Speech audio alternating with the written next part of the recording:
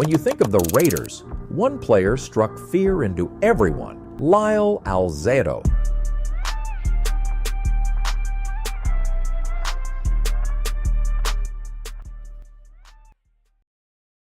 In the 1970s and 80s, he wasn't just another defensive end. He was the scariest man in football. Players would shake in their boots just hearing his name. Along with his 15-year career playing for the Broncos, Browns, and Raiders, Alzado became famous for his wild personality and aggressive style of play. On the field, he was like a wild animal, throwing punches, starting fights, and terrorizing quarterbacks. Off the field, his muscles seemed to get bigger every season, and his temper got shorter. He was everything the Raiders stood for: tough, mean, and willing to do whatever it took to win.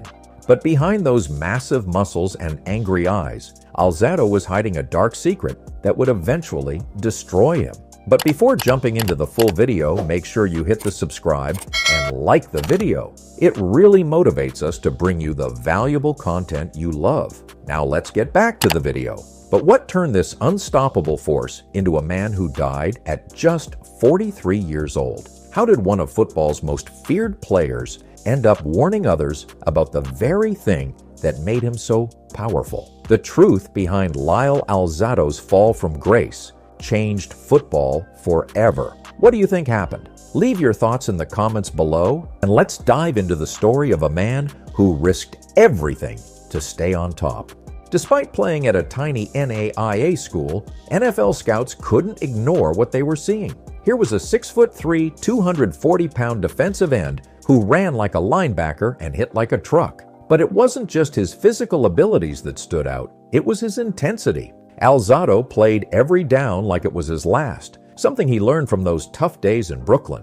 In 1971, the Denver Broncos took a chance on this unknown player from an unknown school, selecting him in the 4th round of the NFL draft. Nobody knew it then, but this kid from the rough streets of Brooklyn was about to become one of the most feared players in NFL history. Lyle Alzado was born on April 3, 1949, in Brooklyn, New York, to a Jewish family struggling to make ends meet. His father, a house painter, had a violent temper and would often take out his frustrations on young Lyle and his mother. The family lived in a rough neighborhood where fighting wasn't just common, it was necessary to survive. Living in a small apartment in the Brownsville section of Brooklyn, Alzado learned early that life wasn't going to be easy. His mother worked multiple jobs just to put food on the table, while his father's drinking problems only made things worse. Young Lyle often went to bed hungry, wearing hand-me-down clothes that never quite fit right. At Lawrence High School, Alzado wasn't the star athlete everyone expected him to become. In fact, he was cut from the football team his first year. He was skinny, uncoordinated, and coaches didn't see any potential in him. But something changed when he found a set of old weights in his building's basement. Every day after school, while other kids were hanging out, Alzado was lifting those rusty weights, determined to transform himself. His dedication started showing results. By his senior year, Alzado had gained 40 pounds of muscle and finally made the football team. But his grades were so bad that no major college would even look at him. He ended up at Kilgore Junior College in Texas, a tiny school where most football dreams went to die. At Kilgore, Alzado's life changed forever. For the first time, he had 3 meals a day, a real bed to sleep in, and coaches who believed in him. His intense workout routine continued, and his size and strength kept increasing. Yeah, he wasn't just playing football anymore, he was demolishing anyone who got in his way. His performances at Kilgore caught the attention of Yankton College in South Dakota, a school so small that most people had never heard of it. But Alzado didn't care. He saw it as his one shot at making something of himself. At Yankton, he terrorized small college offenses, setting school records that still stand today. He played with such fury that opposing teams started forfeiting games rather than face him. Despite playing at a tiny NAIA school, NFL scouts couldn't ignore what they were seeing. Here was a 6 feet 3 inches, 240-pound defensive end who ran like a linebacker and hit like a truck. But it wasn't just his physical abilities that stood out, it was his intensity. Alzado played every down like it was his last, something he learned from those tough days in Brooklyn. In 1971, the Denver Broncos took a chance on this unknown player from an unknown school, selecting him in the 4th round of the NFL draft. Nobody knew it then, but this kid from the rough streets of Brooklyn was about to become one of the most feared players in NFL history. When Lyle Alzado arrived at the Denver Broncos training camp in 1971, nobody expected much from the kid from tiny Yankton College. But from his very first practice, Alzado made sure everyone knew his name. During one of his first scrimmages, he hit the starting running back so hard that coaches had to stop practice. The message was clear. This wasn't just another rookie trying to make the team. Alzado didn't just make the team. He changed how the Broncos played defense. In his first season, he earned the starting job by the 4th game, and opposing teams quickly learned to fear the right side of Denver's defensive line. His style wasn't just about tackling, it was about destroying anyone who had the ball. In one memorable game against the Oakland Raiders, he chased quarterback Darryl LaMonica so far out of bounds that he ended up in the first row of seats. What made Alzado different was his preparation. He would spend hours studying game film, learning offensive linemen's tendencies. Then he'd hit the weight room harder than anyone else.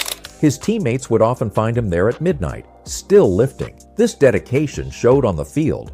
By his second season, offensive coordinators were designing entire game plans just to deal with him. By 1973, Alzado had become the leader of Denver's defensive line, which became known as the Orange Crush Defense. He made the unit so dominant that they once went 26 straight quarters without allowing a touchdown, a record that stood for years.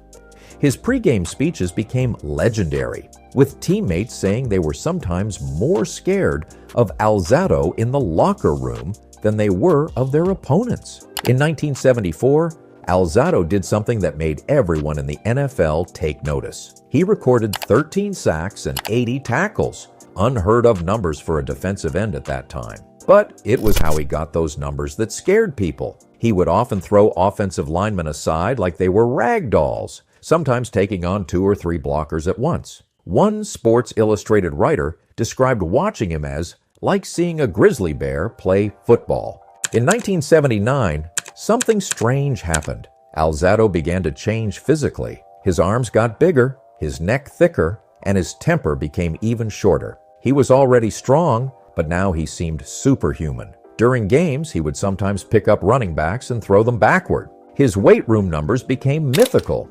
Teammates swore they saw him bench press 500 pounds. Nobody knew it then, but this was when Alzado started his dangerous relationship with steroids. The Cleveland Browns traded for Alzado in 1979, giving up 3 draft picks to get him. In Cleveland, he became even more dominant. During the 1980 season, he set a personal record with 14 sacks and was named the NFL Comeback Player of the Year. His pregame ritual became famous. He would pace the locker room like a caged animal, sometimes headbutting his locker until he cut his forehead. Quarterbacks admitted they would check which side of the field he was on before every play. The Raiders, always looking for the league's most intimidating players, traded for Alzado in 1982. Playing alongside Howie Long, he helped make the Raiders' defense one of the scariest in NFL history. One opposing coach said preparing to face Alzado was like getting ready to play against a hurricane. In 1983, at age 34, when most players were slowing down, Alzado seemed stronger than ever. He helped lead the Raiders to a Super Bowl XVIII victory over the Washington Redskins, finally getting the championship ring he had chased for so long. During his 15-year NFL career, Alzado made the Pro Bowl twice, was named All-Pro 3 times, and became the first NFL player to recover 2 fumbles for touchdowns in a single game. He recorded over 100 sacks, although sacks weren't an official statistic for much of his career, forced 24 fumbles, and made opposing players literally quit mid-game rather than face him. He was one of only 2 players in NFL history to play in all 3 decades, the 1970s, 1980s, and 1990s. But these achievements came at a terrible price, one that wouldn't become clear until it was too late. Behind Alzado's superhuman strength and intense performances lay a dark secret that was slowly destroying him. By the early 1980s, his steroid use had become more than just a way to stay competitive. It had turned into an addiction. He wasn't just taking one or two substances. He was spending over $30,000 a year on various steroids, human growth hormone, and other performance-enhancing drugs. The changes in his body were dramatic. His weight jumped from 265 to nearly 300 pounds, all muscle. His neck grew so thick that he had to special order dress shirts. His hands became so large that he could palm a basketball like it was a softball. But the physical changes weren't the worst part. It was what the drugs were doing to his mind. His temper, already legendary, became completely unpredictable. During a 1982 preseason game, he got into a fistfight with a rookie offensive lineman during warm-ups. In the locker room, teammates learned to stay away from him before games. Even his friends noticed that small things would set him off. A wrong look, a casual comment, even someone accidentally bumping into him at a restaurant could trigger his rage. The pressure to maintain his image as the NFL's most feared player drove him deeper into drug use. In a later interview, he admitted to injecting steroids in stadium bathrooms before games and hiding needles in his gym bag. His marriage fell apart, and his relationships with teammates became strained. He would spend hours alone in the weight room, pushing himself to lift more and more, trying to fight off the fear that he was losing his edge. By 1985, at age 36, Alzado's body was sending warning signals. He developed constant headaches and started experiencing mood swings that went beyond mere anger. His joints ached constantly, and he needed more painkillers just to get through practice. But instead of cutting back on the steroids, he increased his dosage. He believed that if he could just stay strong enough, fast enough, he could keep playing. The Raiders released him after the 1985 season, but Alzado wasn't ready to quit. He spent 2 years out of football, taking even more steroids and human growth hormone, convinced he could make a comeback. In 1990, at age 41, he attempted to return to the NFL with the Raiders. During training camp, he looked as muscular as ever, but something was wrong. He couldn't recover from workouts like he used to. His coordination was off, and he felt constantly dizzy. Still, he pushed through, appearing in one preseason game before the Raiders cut him. What he didn't know then was that his body was already failing. The years of steroid abuse had weakened his immune system and caused changes in his brain chemistry that would prove fatal. In 1991, Alzado began experiencing severe headaches and nausea. At first, he blamed it on his intense workouts, but the symptoms got worse. He started having trouble with basic coordination, dropping things, stumbling when he walked. When he finally went to the doctor, the diagnosis was devastating. He had a rare form of brain lymphoma, a type of cancer. The doctors told him something that shook him to his core. The cancer was likely related to his decades of steroid use. The drugs that had made him so powerful had also destroyed his body's ability to fight off disease. As his condition worsened, Alzado made a decision that would define his legacy differently than he ever imagined. He went public with his story, becoming one of the first professional athletes to admit to long-term steroid use and warn about its dangers. In an emotional interview with Sports Illustrated in 1991, he said, "I started taking anabolic steroids in 1969 and never stopped. It was addicting, mentally addicting. Now I'm sick and I'm scared. 90% of the athletes I know are on steroids. We're not born to be 300 pounds or jump 30 feet, but all the time I was taking steroids. I knew they were making me play better." The man who had once been the symbol of raw power and aggression was now barely recognizable. His weight dropped from 300 pounds to less than 190. His muscles, once his pride, withered away. But even as his body failed him, he found a new purpose, speaking to young athletes about the dangers of steroid use.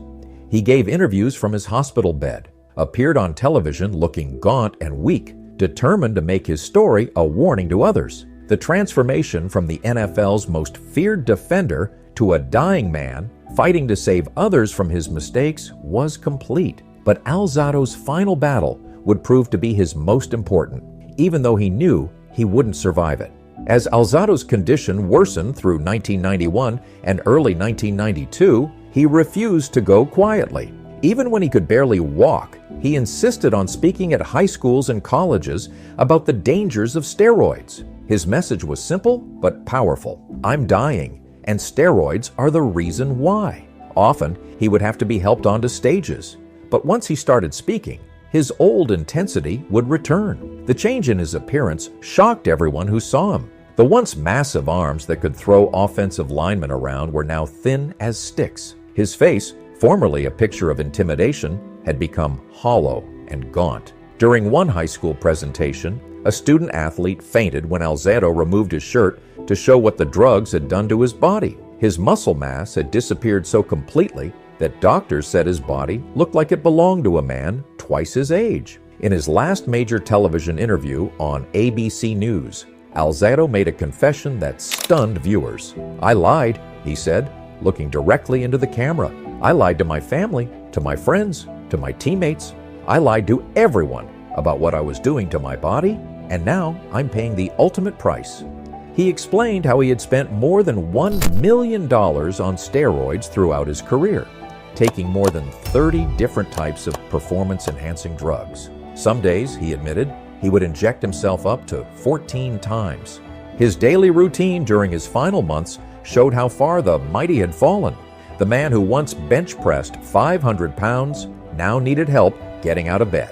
He would spend hours looking at old game films, pointing out to visitors which games he was most juiced up for. During one interview, he broke down crying while watching footage of himself terrorizing quarterbacks, saying, "That guy killed me. That guy, right there, killed me." Despite his weakness, Alzado still tried to work out. His wife Kathy would find him in their home gym, trying to lift weights that were now far too heavy for him. When she'd try to stop him, he'd say, "If I stop working out, it means I've given up." Even in his final weeks, he kept a set of dumbbells by his bed. The cancer caused him terrible pain, but he refused heavy painkillers because he wanted to keep his mind clear for interviews. "I've been living in a drug-induced state for 20 years, he told reporters. "I want to die with a clear head." He insisted on documenting everything about his decline, even allowing photographers to capture him in his worst moments. On May 14, 1992, Lyle Alzado died at his home in Portland, Oregon. After a long public battle with brain cancer, football great Lyle Alzado died today. Lyle Alzado went from a troubled childhood in New York to tiny Yankton College in South Dakota to stardom in the National Football League. And today, he died of cancer at 43. He was just 43 years old. His death certificate listed the cause as brain lymphoma, but he had insisted until the end that his doctors add a note about his steroid use. In his final days, he made his wife promise to continue sharing his story with young athletes. His death sent shockwaves through the NFL. Players who had previously denied using steroids began to admit their use and quit. The league strengthened its testing program, and high schools across the country implemented more rigorous drug testing. Many players later admitted that seeing Alzado's decline had scared them straight. Perhaps the most powerful part of Alzado's legacy was a letter found after his death, addressed to young athletes. In it, he wrote, "I used to think I was giving my body what it needed.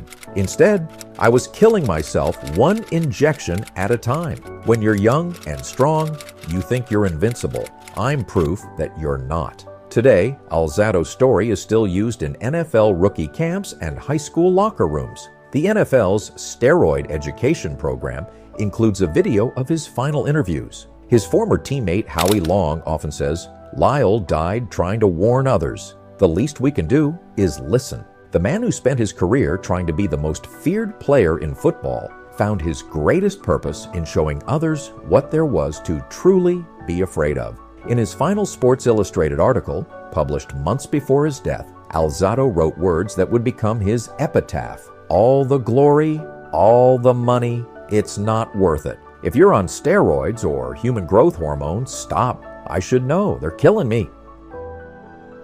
Lyle Alzado's story shows us how the pressure to be the best can lead someone down a deadly path. From the streets of Brooklyn to NFL stardom, and finally to his deathbed at just 43. His journey remains one of the most powerful warnings in sports history. Today, more than 30 years after his death, his message still echoes in locker rooms across America.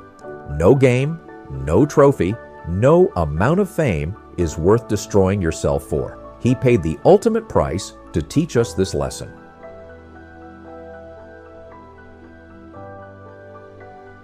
If this story impacted you as much as it has impacted others, make sure to hit that subscribe button and turn on notifications. Leave a comment below with your thoughts on Lyle's story and what we can learn from it. And if you want to see more stories about sports legends and their untold struggles, check out our other videos. Thanks for watching, and we'll see you in the next video.